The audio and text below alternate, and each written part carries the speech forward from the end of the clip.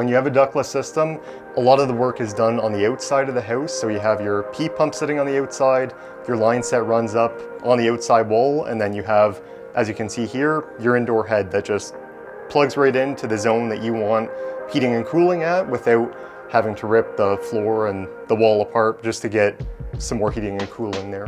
One of the biggest things too is the variable speed capacity. So it can, like this unit here, can ramp up and down depending on the temperature of the year. So right now in the deep cold, that's when it would be ramping up to more higher output, versus in the sort of more mild temperatures, that's when you're gonna have a lower output just to match that more mild temperature. So it's very good in that regard because it's variable speed and it can ramp up and down depending on the time of the year.